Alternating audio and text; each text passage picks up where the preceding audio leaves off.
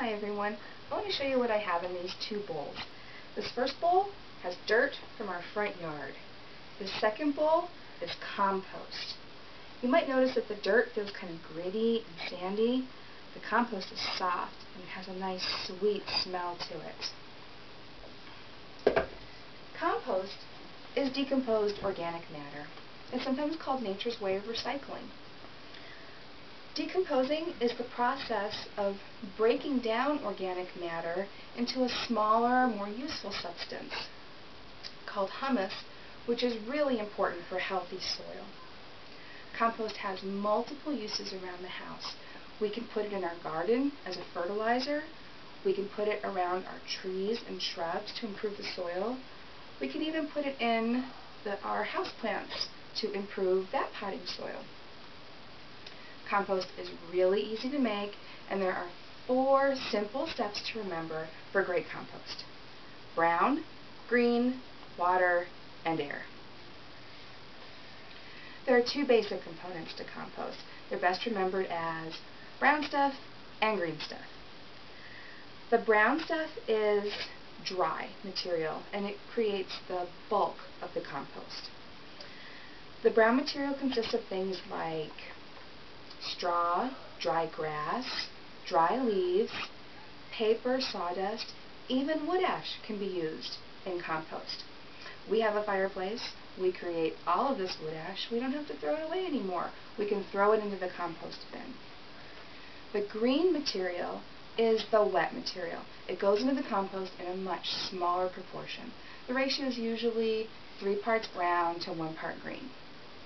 The green material is made up of things like grass clippings, eggshells, coffee grounds, and vegetable scraps. I have an interesting statistic here for you. According to greenlivingtips.com, around 200 pounds of vegetable waste is thrown away by each American family every year. 200 pounds! That's the size of a large adult. This is material that is filling our landfills but could easily be turned into compost and be put to good use. Moisture is the next step in composting. A compost pile needs to have moisture. It needs to feel damp but not wet. Too much or too little water in a pile will slow down the decomposing process. If it's going to rain a lot, you want to cover your compost pile. If it's going to be really hot and dry, like in the summer, you might need to add water to keep the compost wet enough. You may be asking yourself, well, how do I know how wet is wet? What am I going for here?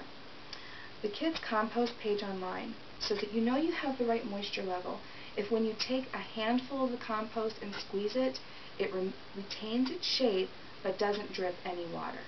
So let's check our compost and see. You take a nice handful and squeeze. You can see it holds its shape, but there's no water dripping. This is perfect compost. The last step is air. A compost pile needs to be well aerated. The good bacteria in the compost pile that's actually doing the decomposing needs air to live and grow and multiply and do its job. If a compost pile doesn't have enough air, anaerobic bacteria grows. Anaerobic means without oxygen.